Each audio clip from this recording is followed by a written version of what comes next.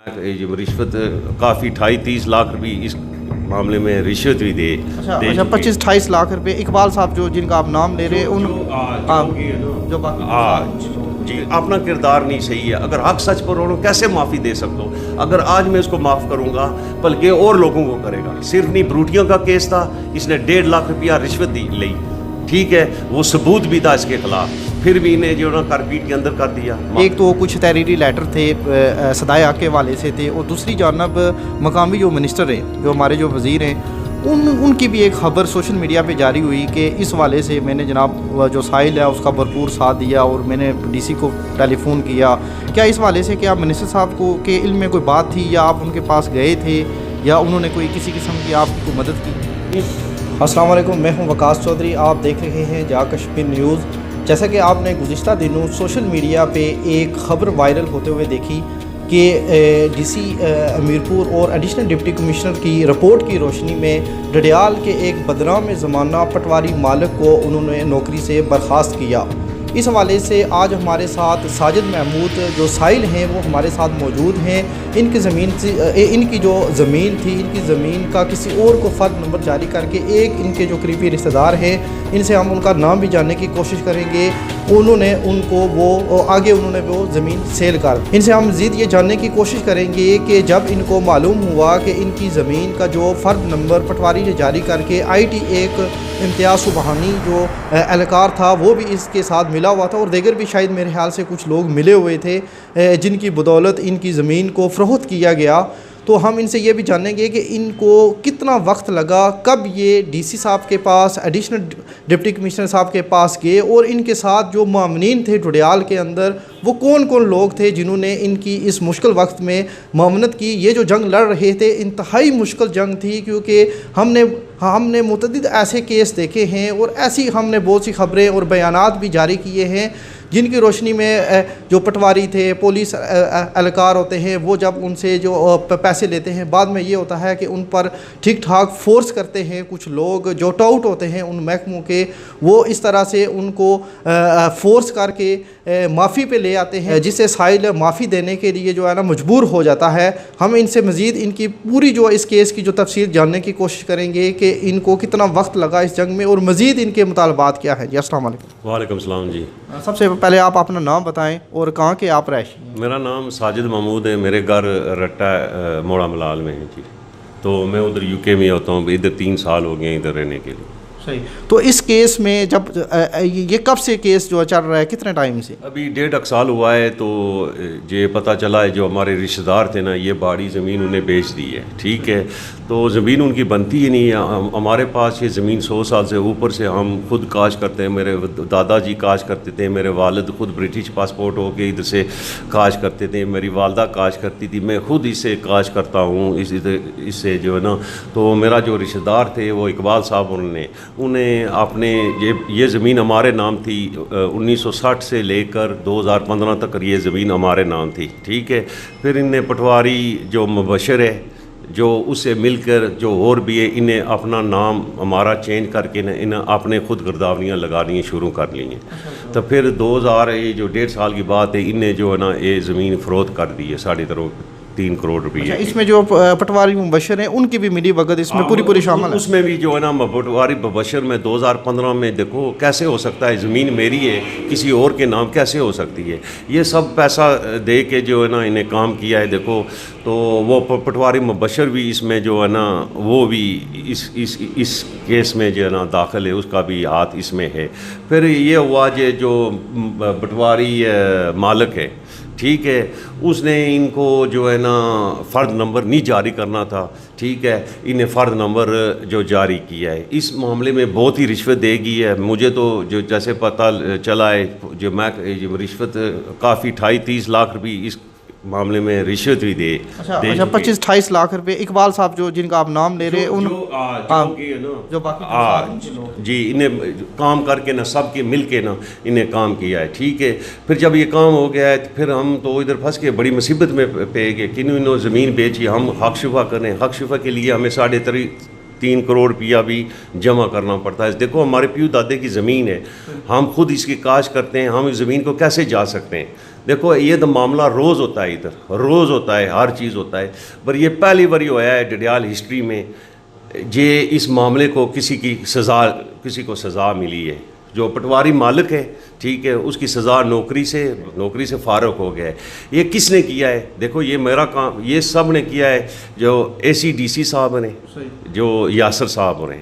देखो मैंने सोचा सा इधर एडिशनल डिप्टी कमिश्नर यासर रियाज साहब, मैंने सोचा सा इधर जो है ना, इधर इंसाफ नहीं है, पर मेरी गलत सोच थी। मैं उनसे मिला था तो उनकी दरख्वास्त दी, उनका मैं इस मामले में ताकीद करो कि क्यों कैसे, पर उन्होंने ताकीद की, सच्चाई पर की, हक़ पर की। मैं उनका बड़ा शुक्रगुज़ार हूँ। ऐसे ईमानदार ऑफिसर इस महकमे में हैं तो सिस्टम चल रहा है। अगर वो खुद इंक्वायरी ना करते, सच्चाई ना करते, तो हम तो इस केस में फंसे रहते।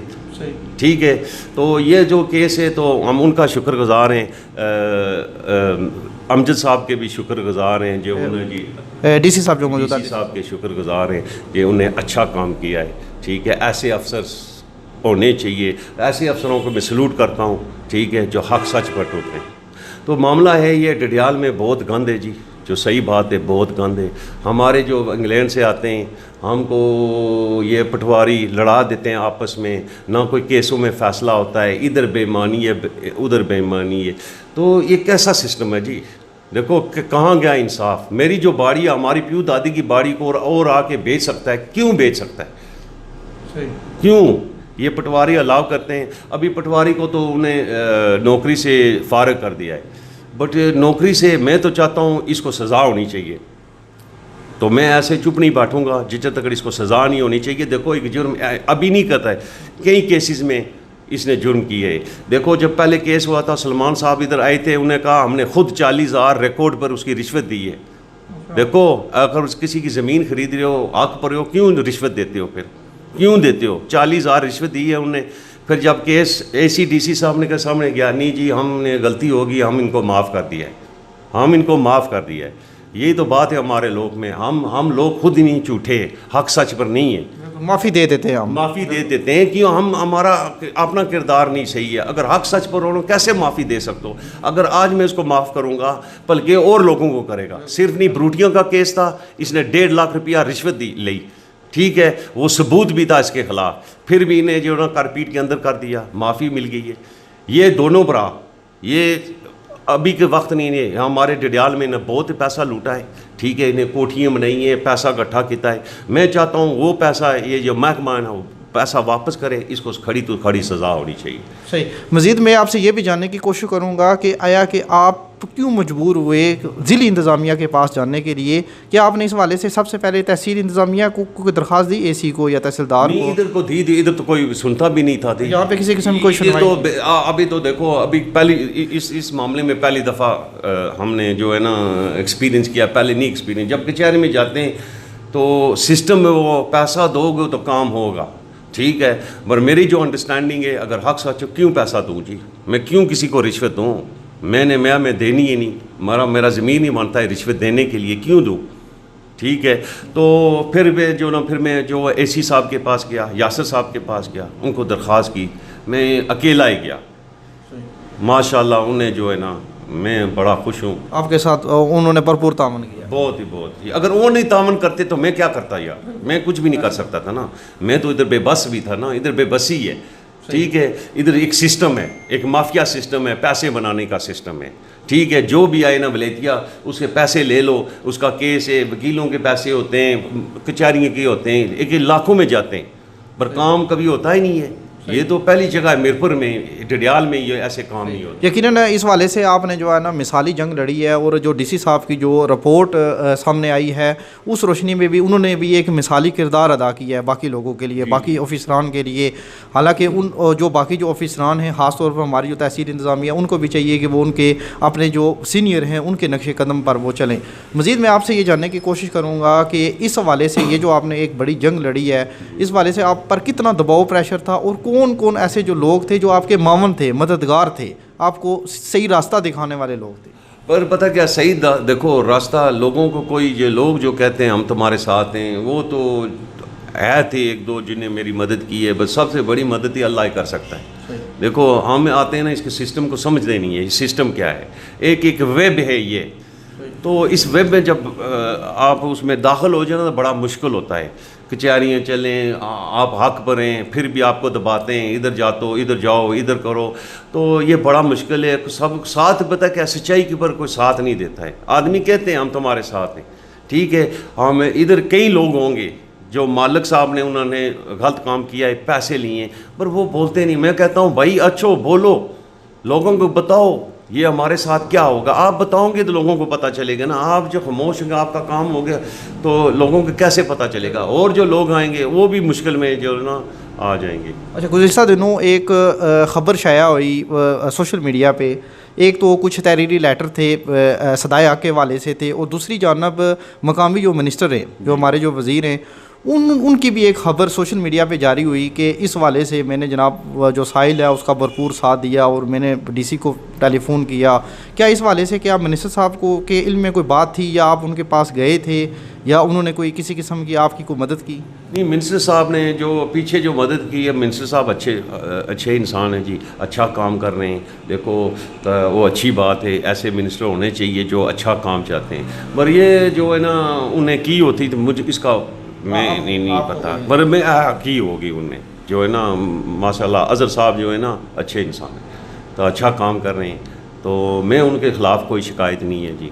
देखो बरिया जो मिनिस्टर साहब होते हैं ना, उनका काम है जी, देखो अपने ये महकमे डिपार्टमेंट में इन पे चेक एंड बैलेंस ज़रूरी है, इन पे चेक एंड बैलेंस ज़रूरी है। इस महकमे माल में इधर टिडियाल में कोई चेक बैलेंस नहीं है, ठीक है, तो चेक तो बैलेंस ज़रूरी होना चाहिए ना जी। तो बहुत शुक्रिया। ये हमारे साथ साहिल साजिद महमूद साहब थे।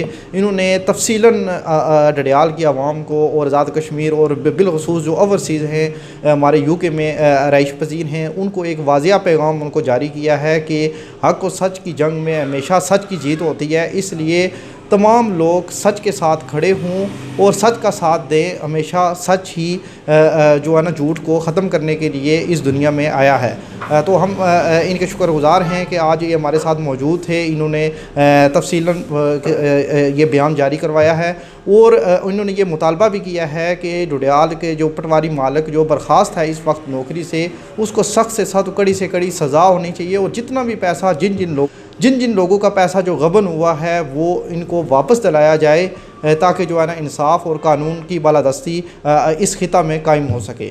शुक्रिया।